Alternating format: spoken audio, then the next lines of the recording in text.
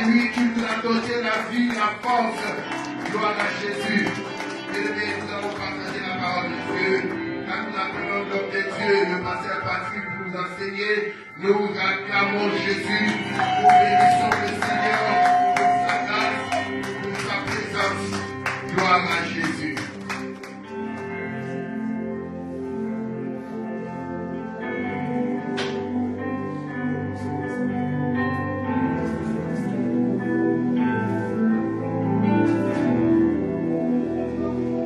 Dans son palais, tout s'écrit. Dans son palais, tout s'écrit. Dans son palais, tout s'écrit.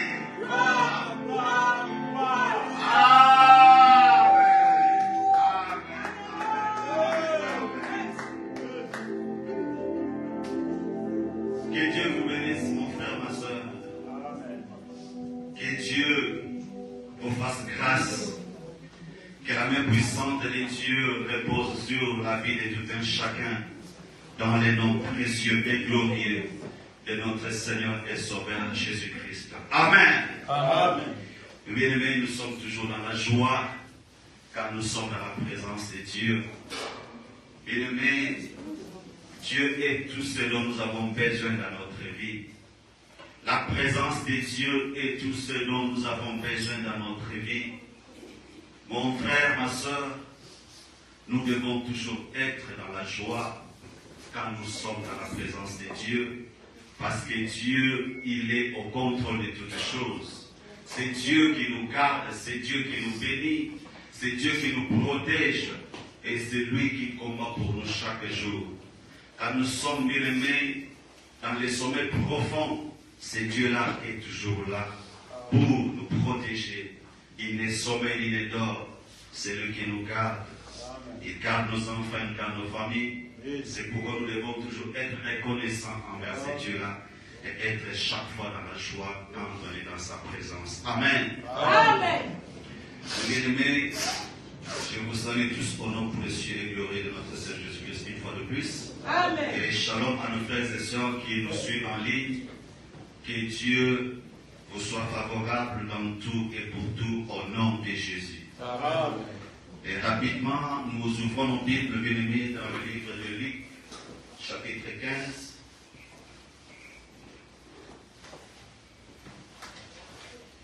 Luc, chapitre 15, du 11e au 32e verset.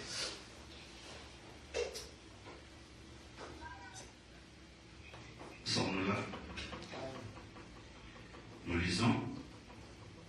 Il dit encore, un homme avait 2 fils. Le plus jeune dit à son père, mon père, donne-moi la part de bien qui doit me revenir. Et le père leur partagea son bien. Peu de jours après, le plus jeune fils, ayant tout ramassé, partit pour un pays éloigné, où il dissipa son bien en vivant dans la débauche. Lorsqu'il eut tout dépensé, une grande famine survint dans ce pays, et il commença à se trouver dans le besoin. Il alla se mettre au service d'un des habitants du pays qu'il envoya dans ses champs garder les pourceaux. Il aurait bien voulu se rassasier des carouges que mangeaient les pourceaux, mais personne ne lui en donnait. Étant rentré à lui-même, il dit, combien d'ouvriers chez mon père ont du pain en abondance, et moi ici, je meurs de faim. Je me lèverai, j'irai vers mon père, et je lui dirai, mon père, j'ai péché contre le ciel et contre toi. Je ne suis plus digne d'être appelé ton fils. Traite-moi comme l'un de tes ouvriers. Et il se leva et alla vers son père. Comme il était encore loin, son père le vit et fit de lui de compassion. Il courut se jeter à son cou et le baisa. Le fils lui dit, mon père, j'ai péché contre le ciel et contre toi. Je ne suis plus digne d'être appelé ton fils. Mais le père dit à ses serviteurs, apportez vite la plus belle robe et revêtez-les. Mettez-lui un anneau au doigt et des souliers aux pieds. Amenez-le vos gras et tuez-les. Mangeons et réjouissons-nous, car mon fils que voici était mort, et il est revenu à la vie. Il était perdu et il est retrouvé. Et ils commencèrent à se réjouir. Or, le fils aîné était dans les champs lorsqu'il revint et approcha de la maison. Il entendit la musique et les danses. Il appela un des serviteurs et lui demanda ce que c'était. Ce serviteur lui dit, ton frère est de retour et ton père a tué le veau gras parce qu'il l'a retrouvé en bonne santé. Il se mit en colère et ne voulut pas entrer. Son père sortit et le pria d'entrer, mais il répondit à son père, voici, il y a tant d'années que je te sers sans avoir jamais transgressé tes ordres, et jamais tu ne m'as donné un chevreau pour que je me réjouisse avec mes amis. Et quand ton fils est arrivé, c'est lui qui a mangé ton bien avec des prostituées. C'est pour lui que tu as tué le veau gras. Mon enfant, lui dit le père, tu es toujours avec moi, et tout ce que j'ai est à toi. Mais il fallait bien s'égayer et se réjouir, parce que ton frère que voici était mort, et qu'il est revenu à la vie, parce qu'il était perdu, et qu'il est retrouvé. Parole du Seigneur. Amen. Nous pouvons tous le prendre en place.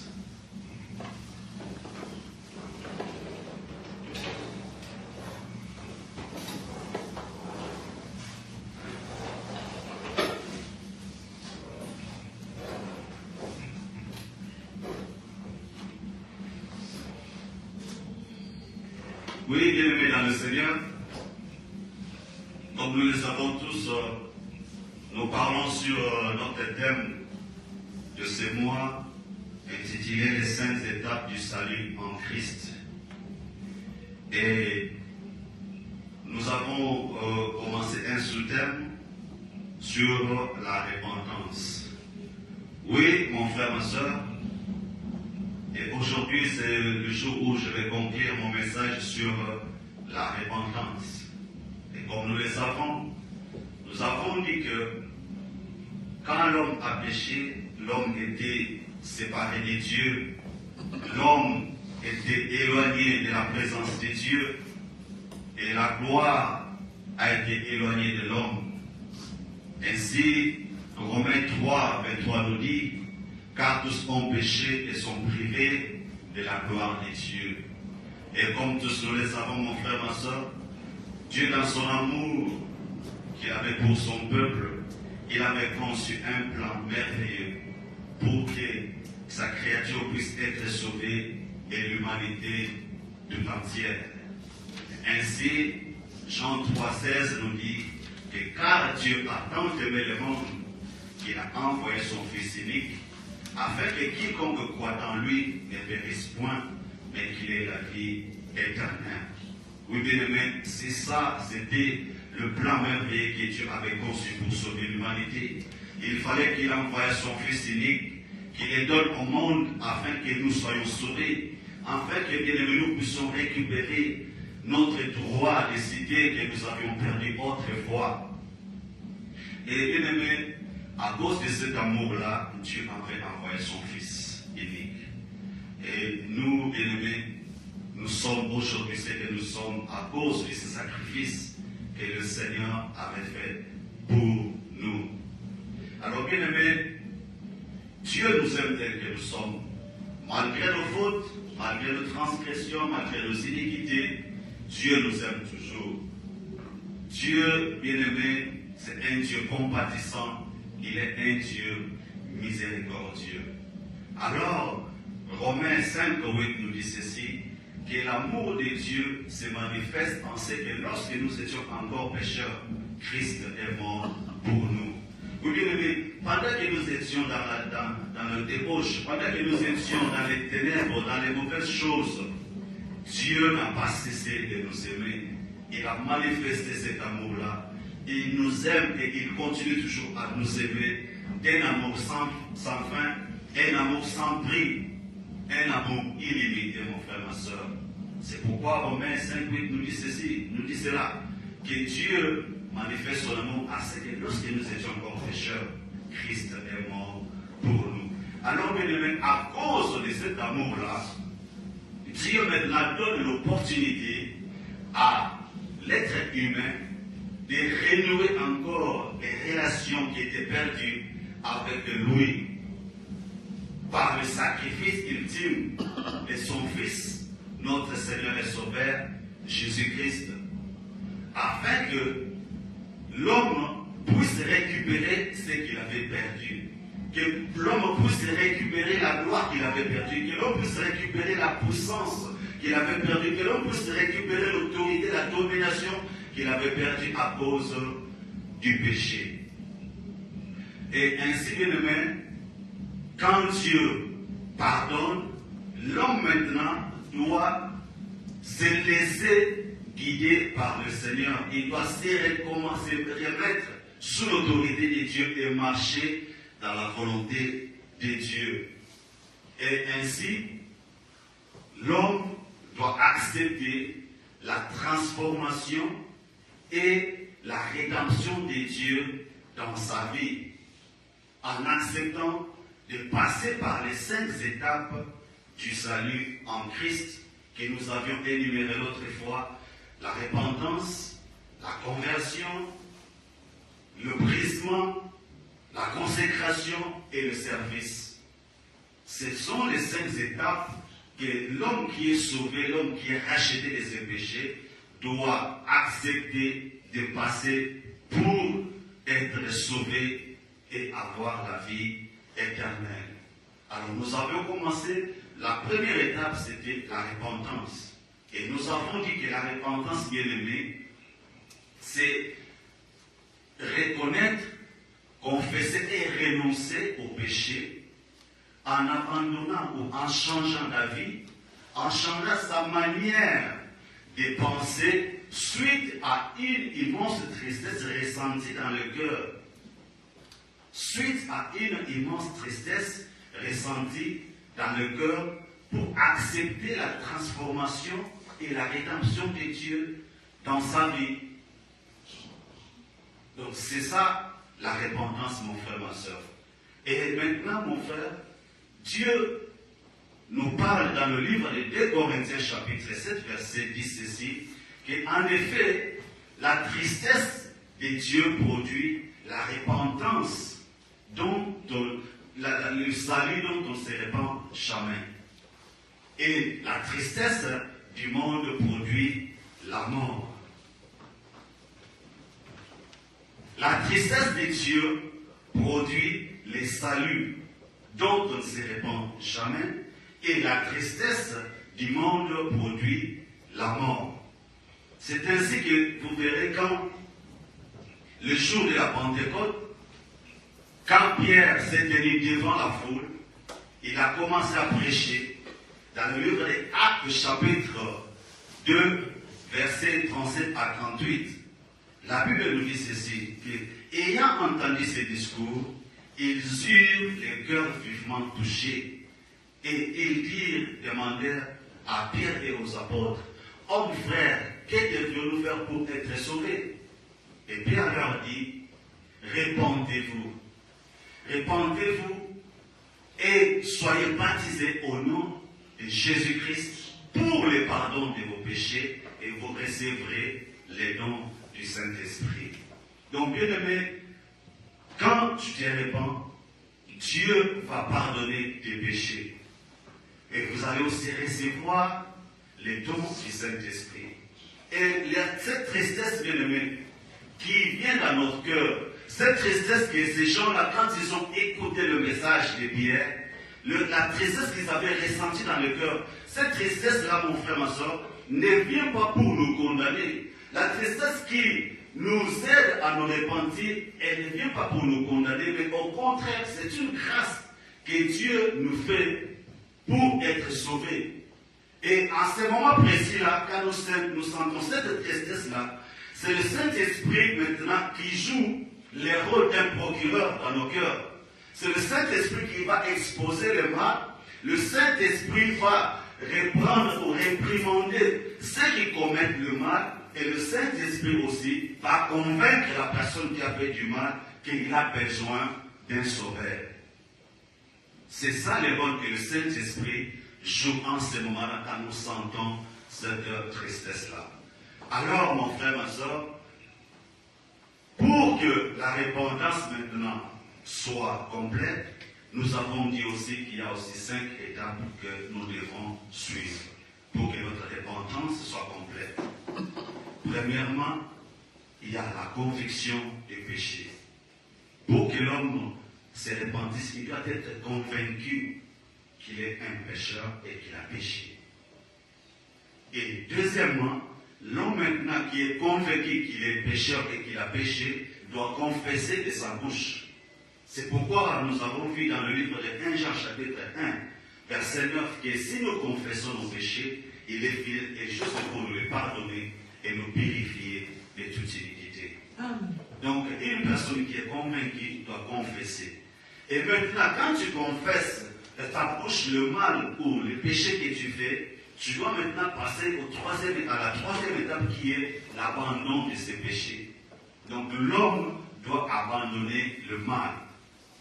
Et maintenant, quand tu abandonnes le mal, maintenant, l'homme doit se soumettre à l'autorité divine qui est notre Seigneur et Sauveur Jésus-Christ.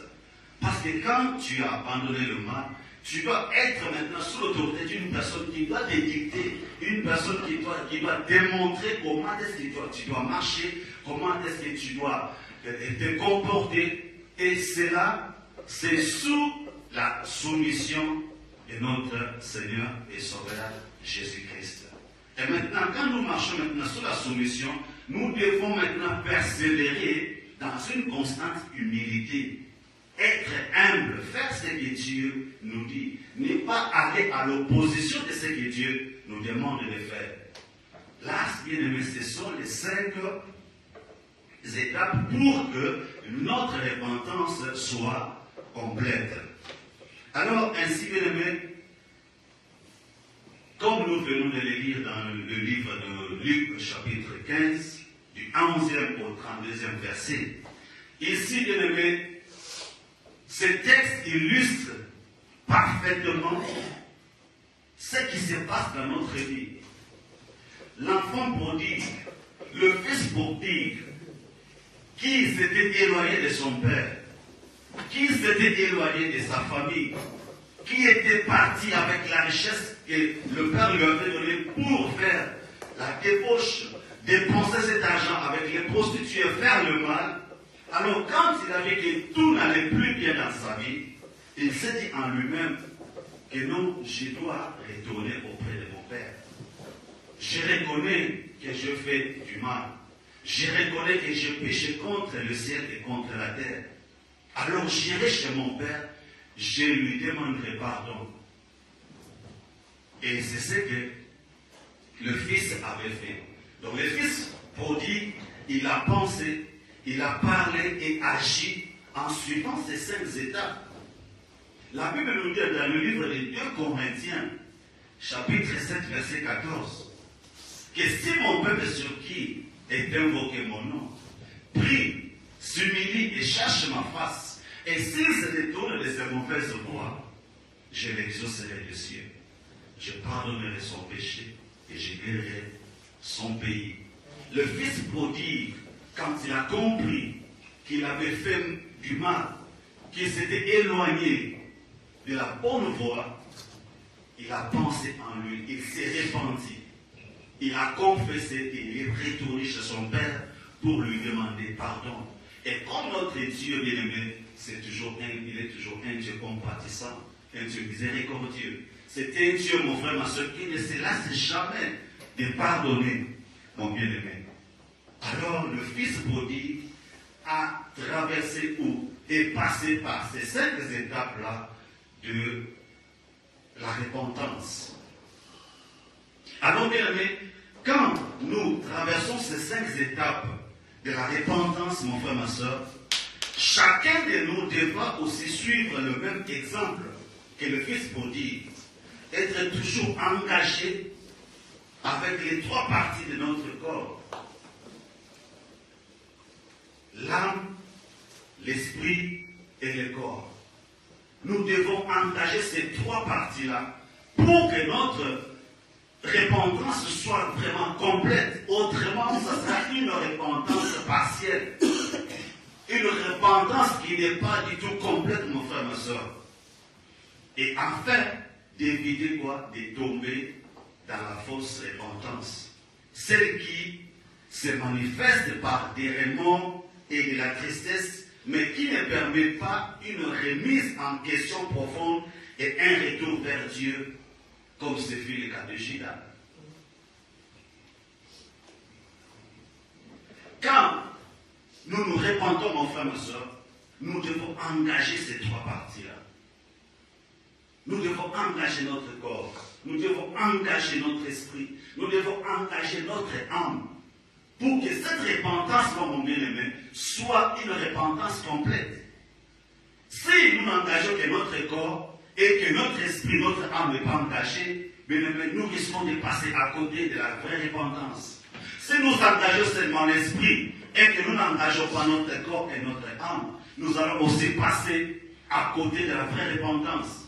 Si nous engageons seulement notre âme et que notre esprit et notre corps n'est pas engagé, bien aimé, nous allons passer à côté de la vraie repentance. La vraie repentance, bien aimé, une repentance complète, demande que tous ces trois parties soient réunies ensemble en parfait accord et être engagées. Si nous regardons dans le livre de Matthieu, chapitre 27, du 3e au 5e verset, la Bible nous dit ceci. Alors Judas, qui l'avait livré, voyant qu'il était condamné, se répandit et rapporta les 30 pièces d'argent aux principaux sacrificateurs et aux anciens, en disant, j'ai péché en livrant le sang innocent. Mais les anciens prenaient les principaux sacrificateurs répondirent, que nous importe, cela te regarde. Judas jeta les pièces d'argent dans le temple, se retira et alla se pendre. Bien-aimé, Judas avait éprouvé des remords. Judas, quand il a compris qu'il avait mal fait, quand Judas a compris qu'il avait trahi le sang innocent, quand Judas a compris qu'il avait trahi le Saint des Saints, il s'est repenti. Il a senti des remords en lui. Mais Judas n'est jamais revenu vers le Seigneur Jésus-Christ. Il n'est jamais revenu vers Dieu pour demander pardon. Il n'est jamais revenu vers le Seigneur pour reconnaître ses fautes. C'était juste un remords qu'il avait senti en lui. C'était juste la tristesse, mais c'est la tristesse que le monde donne. C'est ce que nous avions lu dans 2 Corinthiens 7, verset 10. Que la tristesse qui vient de Dieu produit la repentance à salut, dont on ne se répand jamais. Mais la tristesse du monde produit la mort. Ici, Judas a senti les morts. Judas a senti une tristesse en lui parce qu'il avait vendu le sang innocent. Il avait fait le mal. Mais malgré cela, Judas n'est jamais rentré. Il n'est jamais revenu vers Dieu pour demander pardon de ses péchés, de ses fautes. Et au lieu de cela, au lieu que Judas soit sauvé, Judas s'était donné la mort. Judas s'est donné la mort, il s'est pendu, mon frère, ma soeur. C'est ça, cette tristesse qui vient du monde, qui donne la mort. Elle ne nous aide pas à nous répandre, à nous repentir. Mais, bien aimé, quand nous regardons l'apôtre Pierre, quand il a renié le Seigneur Jésus-Christ, il a senti aussi les remords. Il a senti la tristesse au-dedans de lui. Il avait pleuré amèrement. Il avait senti la tristesse. Il s'est repenti. Il est revenu vers le Seigneur Jésus-Christ.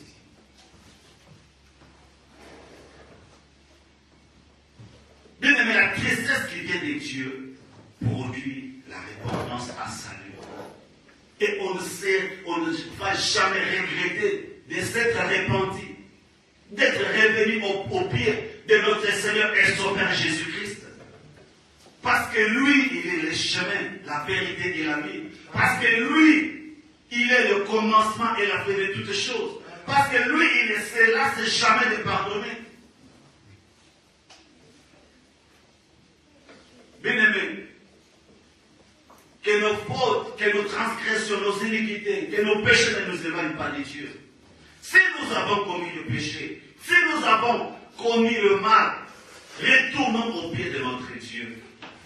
Demandons pardon comme le Fils prodigue. Et c'est Dieu-là, il va nous pardonner. Mais au lieu de saisir les bons moments pour se repentir et retourner vers Dieu, qui a mis la pensée d'éternité en chaque être humain, les gens, mon frère, ma soeur, résistent ou traînent des pieds, ignorant les signaux qui viennent de leur conscience.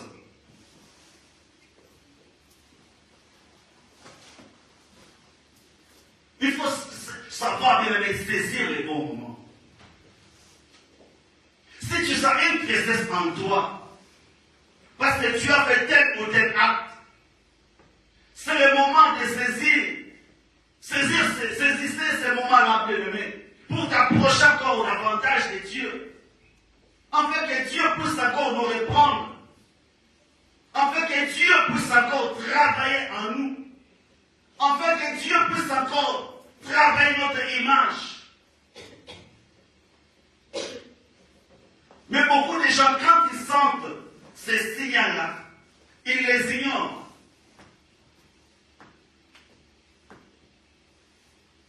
Ils résistent pour se repentir. Ils veulent toujours rester dans leur mauvaise foi. Faire ce qu'ils veulent, mon frère, ma soeur. Mais qu'est-ce qui se passe? Plus tard, bien-aimé, ces signaux-là, la conscience, bien-aimé, va s'écrouler.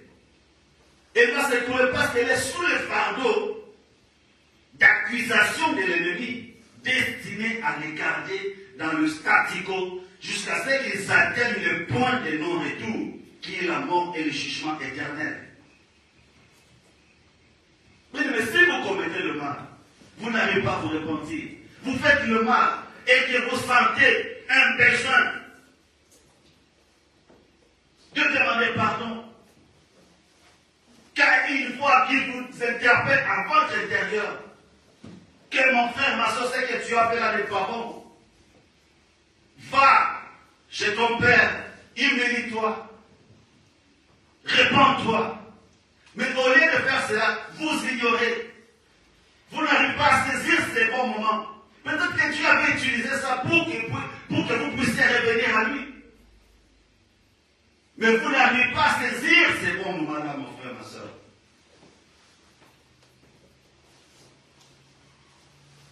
Et maintenant, notre conscience est sous l'emprise de ces fardeaux-là.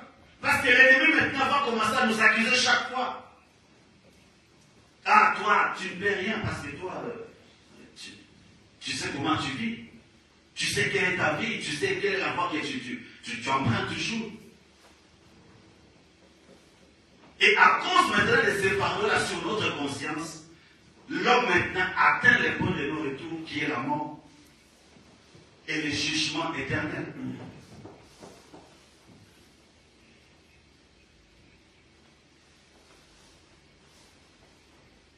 Bien-aimés, nous devons apprendre à saisir les bons moments. Nous devons toujours prier, demander au Saint-Esprit de nous aider, de saisir toujours les bons moments pour revenir à notre Dieu. Bien-aimé, Dieu est compatissant, il est miséricordieux. Dieu est bon. Mais si nous atteignons le point de non-retour, ça sera trop tard. Ça sera trop tard, mon frère, ma soeur. Parce que devant la mort, personne ne peut échapper. Quand la mort vient, mon frère, ma soeur, l'argent ne peut pas corrompre. Quand la mort vient, mon frère, ma soeur, tes relations ne peuvent rien faire pour toi. Quand la mort vient, mon frère, ma soeur, tes connaissances, tes biens ne peuvent rien faire pour toi. C'est le point de non-retour. Mais pour éviter cela, mon frère, ma soeur, nous devons saisir les moments.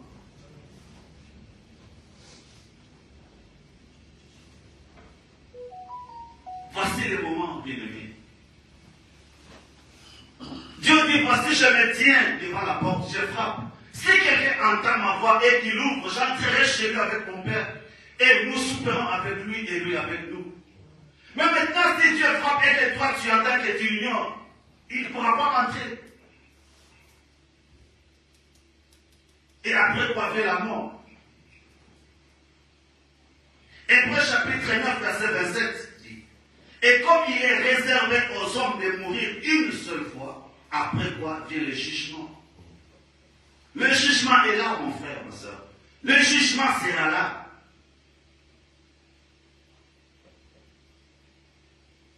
Et la Bible dit que le jugement va commencer dans la maison de Dieu. Nous qui écoutons la parole de Dieu chaque jour, nous qui avons la chance d'écouter la parole de Dieu, nous devons saisir ces moments-là, mon frère, ma soeur, pour nous repentir, laisser tomber le mauvais espoir, nous concentrer vers Dieu, marcher dans le respect, dans l'observation de la parole de Dieu.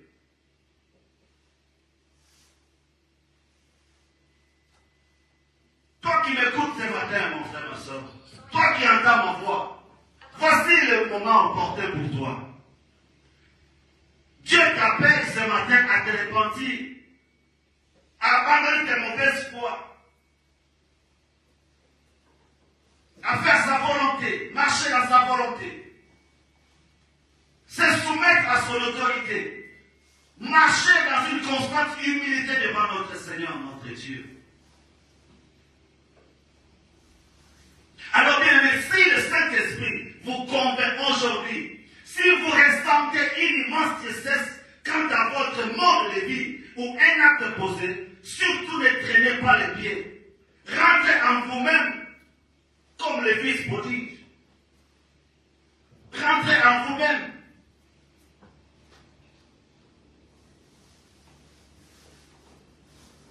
Revenez au pied de votre Dieu, de votre papa. C'est un Dieu merveilleux. Il est un Dieu glorieux, mon frère, ma soeur. Le fils prodigue, il a compris que pour que sa vie change, pour que sa situation change, il doit retourner au pied de son père. Il doit s'humilier. Il doit demander pardon. C'est ce que Dieu nous demande aujourd'hui. Peut-être que rien ne marche dans ta vie à cause de ton passé. Peut-être que tu as des échecs à cause de ton passé.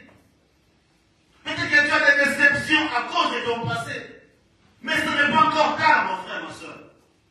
Ce n'est pas tard. Homme, frère, que ferons-nous? Ces gens-là, quand ils ont écouté le discours de Pierre, répandez-vous et que chacun de vous soit baptisé au nom de Jésus-Christ et vous recevrez les dons du Saint-Esprit. Des fois, tu te poses des questions, mais qu'est-ce que je peux faire? Voilà la réponse à ta question, mon frère, ma soeur. Répands-toi et sois baptisé au nom de Jésus-Christ. Et reçois les dons du Saint-Esprit. Allez vous jeter aux pieds de Dieu pour vous repentir. Et c'est Dieu-là qui est compatissant. C'est Dieu-là qui est miséricordieux. Il pardonnera tous vos péchés. Il pardonnera toutes vos iniquités, mon frère, ma soeur. Faites-les de tout votre cœur.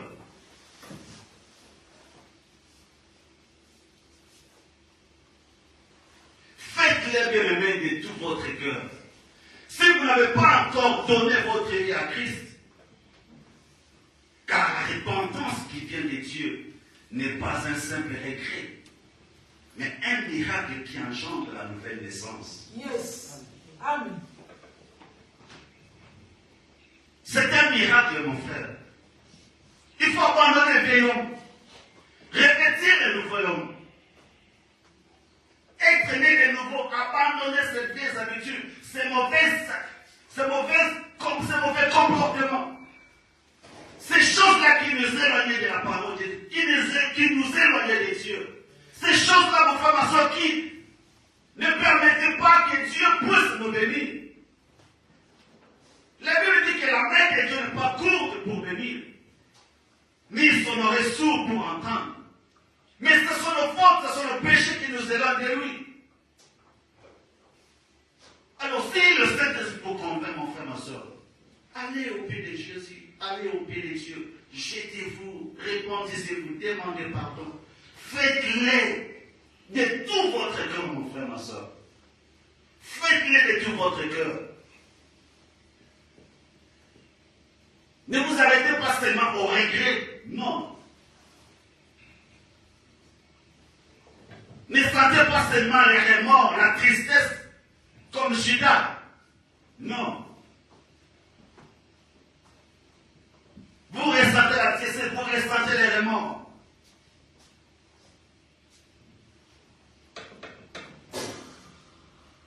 Allez-y au pied de Dieu, jetez-vous. Dieu va vous pardonner. Et cela va engendrer une nouvelle naissance en vous. Vous serez un nouvel homme, une nouvelle femme. Vous aurez des changements de pensée, vos actions vont changer.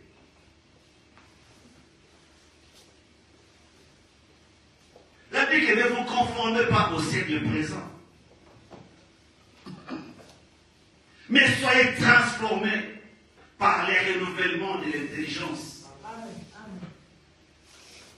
Qui est un culte favorable, agréable à Dieu. Si vous êtes né de nouveau, si vous êtes devenu une nouvelle créature en Christ, si vous êtes repenti, vous avez passé toutes ces 5 étapes d'une repentance complète, alors vous serez transformés par les renouvellements de vos pensées. Et qu'est-ce qui va faire que vous soyez renouvelés? C'est la connaissance de la parole de Dieu. C'est la parole de Dieu, mon frère, ma soeur, qui va faire que nous puissions changer notre façon de marcher, notre façon de nous comporter, notre façon d'agir, de penser, de voir les choses. C'est la parole de Dieu, mon frère, ma soeur.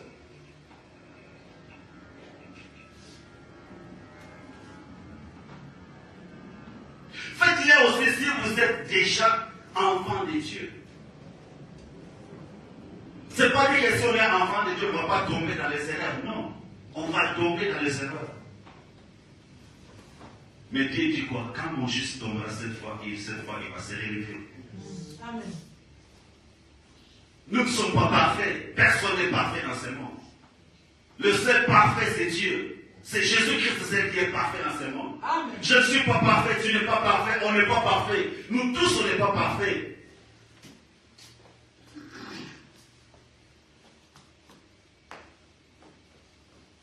C'est pour nous que la tristesse que nous ressentons quand nous avons péché, elle ne vient pas pour nous condamner. Mais c'est une grâce que Dieu nous fait pour être sauvés.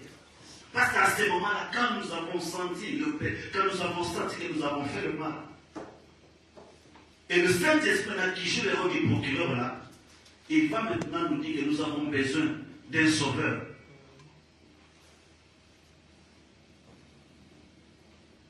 Alors si vous êtes enfant de Dieu et que vous venez de succomber à une tentation ou à un péché, le sang de Jésus va vous laver. Il va vous purifier de toute iniquité en vous donnant ou redonnant accès au trône de Dieu. Mais nous devons apprendre une chose. Nous devons apprendre à confesser nos péchés. Nous devons apprendre à reconnaître nos péchés. Nous devons apprendre à renoncer à nos péchés.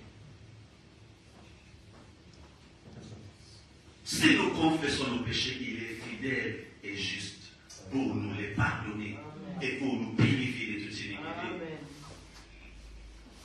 Bon, moi je peux te pardonner aujourd'hui, mais demain je ne pourrai pas te pardonner. Ta femme peut te pardonner aujourd'hui, demain elle ne pourra pas te pardonner. Ton mari peut te pardonner aujourd'hui, demain il ne pourra pas te pardonner. Tes enfants peuvent te pardonner aujourd'hui, ils ne pourront pas te pardonner demain. Parce que l'homme est faillible. Mais Dieu, ici, Dieu, la Bible dit quoi? Il est juste et fidèle. Donc Dieu est fidèle dans tout ce qu'il fait, mon frère, ma soeur. Le matin, tu viens, va te recevoir. Le après-midi, tu viens, va te recevoir. La nuit, tu viens, va te recevoir. Si tu l'appelles, il va t'écouter, il va te répondre.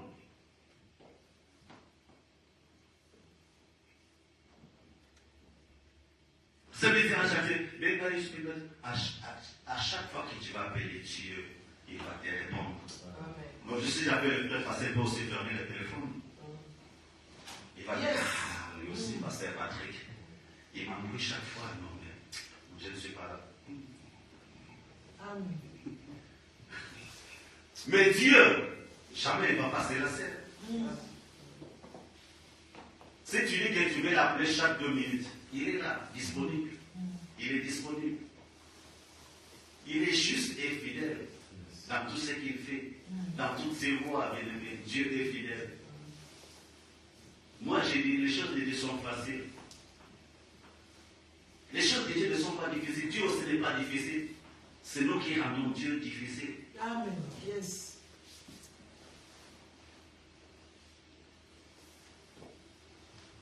Faites-les avec un bon cœur. Bien, mais enfin, il faudra choisir de marcher en conformité avec la parole de Dieu. Quand vous avez passé toutes ces étapes-là, pour conclure, mon frère, ma soeur, vous devez marcher en conformité avec la parole de Dieu, en produisant désormais du fruit digne de la repentance dans tous les domaines de votre vie pour la gloire de Dieu. Tout ce que vous faites, mon frère, ma soeur, faites-le pour la gloire de Dieu. Amen. On ne fait pas ça pour les hommes. Moi, si je fais quelque chose, même au travail, je ne fais pas ça pour mon patron. Je ne fais pas ça pour mes collègues, mais je fais ça pour la gloire de Dieu. Parce qu'au travail, quand les gens vont voir ta façon de travailler, ta façon de te comporter, ils vont te demander, mais toi tu fais comment? Et ça sera, bien aimé, une vraie occasion pour toi aussi de leur parler de Dieu.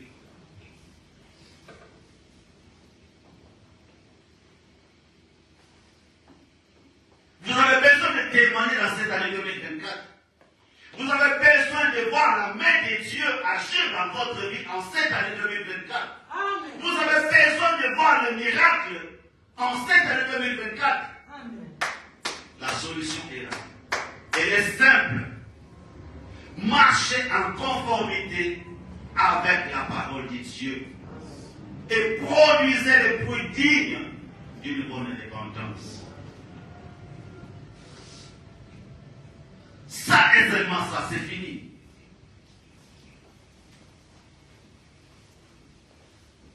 Ce ne sont pas les prières qui peuvent changer la vie d'une personne. Ce ne sont pas les sacrifices qui changent la vie d'une personne. Ce ne sont pas les œuvres bien-aimées qui nous sauvent, qui vont nous sauver. Non. Si c'était à cause des œuvres, mais on pourrait s'enorgueillir.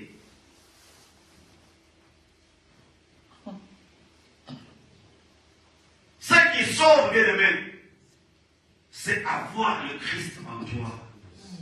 Donner sa vie au Christ. C'est lui et lui seul qui peut sauver ta vie.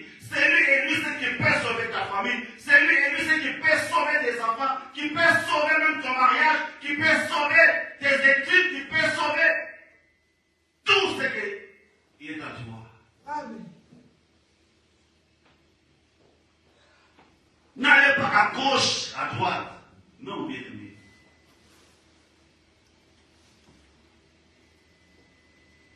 Romains 10 disait, nous dit quoi? La foi vient de ce qu'on entend.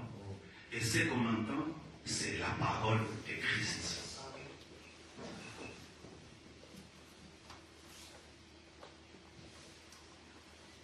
Et si nous allons dans Hébreux 11, 6, on nous dit, or,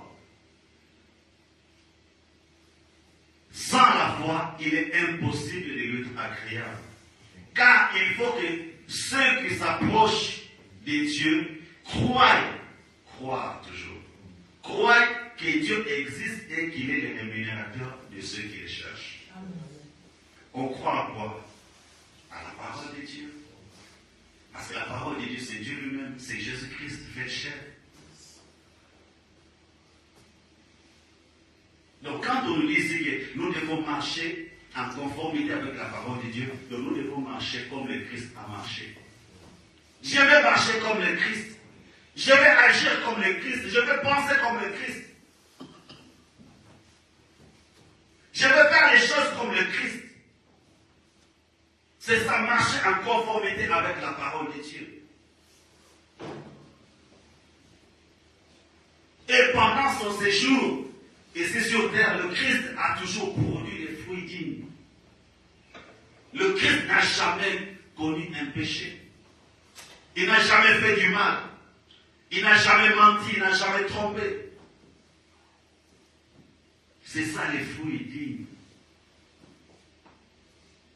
Et comme nous, êtres humains, nous pouvons chez lui d'une manière ou d'une autre. Dieu nous donne cette opportunité-là de renouer avec lui en renonçant à notre vie et à notre volonté et en se soumettant à sa vie, à sa propre volonté, à la volonté de Dieu.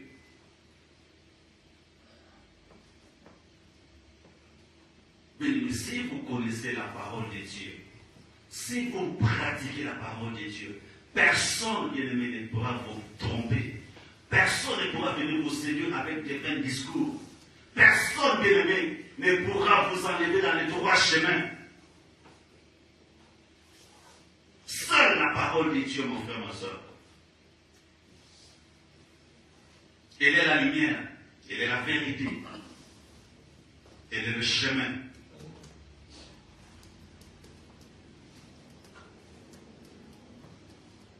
Elle est une lampe à nos pieds et une lumière sur notre chemin. C'est lui qui marche dans la parole de Dieu ne marchera jamais dans les ténèbres. Aujourd'hui, nous voyons comment le monde est dans les ténèbres, dans l'ignorance totale, mon frère, ma soeur. Mais gloire soit rendue à Dieu parce que toi et moi, nous connaissons la parole de Dieu. Nous avons la chance d'écouter la parole de Dieu. Cette grâce que Dieu nous a faite. Et aujourd'hui, Dieu nous demande de nous repentir de toutes nos fautes, de revenir à lui, d'abandonner le vieil homme, de revêtir le nouvel homme.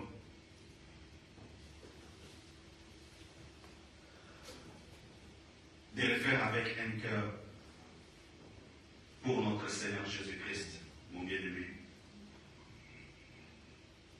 Donc c'est ça, mon frère, ma soeur, les 5 étapes pour que votre repentance soit parfaite, soit complète. Et ce mois de janvier, nous avons parlé sur la repentance qui est la première étape des 5 étapes du salut en Christ. Donc toute personne qui a reçu le Christ dans sa vie, toute personne qui a donné sa vie au Christ, il doit passer par ces 5 étapes du salut en Christ. Il n'y a aucun autre salut, il n'y a aucun salut en aucun autre homme. Le salut se trouve en Christ. Et si tu crois, tu seras sauvé toi et ta famille. Si tu crois, tu seras sauvé toi et tes enfants. Si tu crois, tu seras sauvé toi et ta femme, toi et ton mari. Si nous croyons, bien-aimés. Et maintenant, quand vous avez passé la première étape, qui est la repentance, prochainement nous verrons la deuxième étape des 5 étapes du salut en Christ, qui est la conversion. Jusque-là, nous avons parlé d'une seule étape. Et avec l'aide de Dieu, on parlait avec le pasteur Zéchias, nous continuerons avec les autres étapes. Nous avons commencé avec la repentance, la première étape, la deuxième étape qui est la conversion. Et la troisième étape, c'est le brisement. Quand tu t'es repenti, tu t'es converti, tu dois être brisé. Parce que quand tu te brises, quand Dieu te brise, il veut te faire sortir le bien qui est en toi. Et quand tu es brisé maintenant, tu vas te consacrer. C'est ça la 4e étape. que sera la consécration. Quand tu es converti, tu dois faire quelque chose. Après la consécration, c'est le service. Quand tu es chrétien, tu dois aussi travailler pour le Seigneur. Tu dois entrer dans son service. Voilà, bien aimé, les 5 étapes que nous verrons pour cette année 2024, qui sont les 5 étapes du salut en Christ. Que Dieu bénisse sa parole.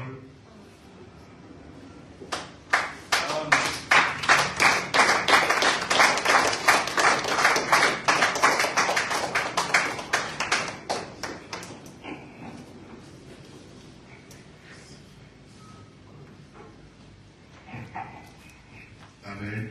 Amen. On peut acclamer la parole ici. Gloire à Jésus, nous avançons vers la fin. J'aime cette parole parce que la repentance, c'est la clé de toutes choses. Peut-être que tu pourras se dire, moi je veux qu'on me prêche la bénédiction, qu'on me prêche la guérison, non frère. La repentance, il y a tout dedans. Il y a la délivrance, il y a la paix, il y a la joie.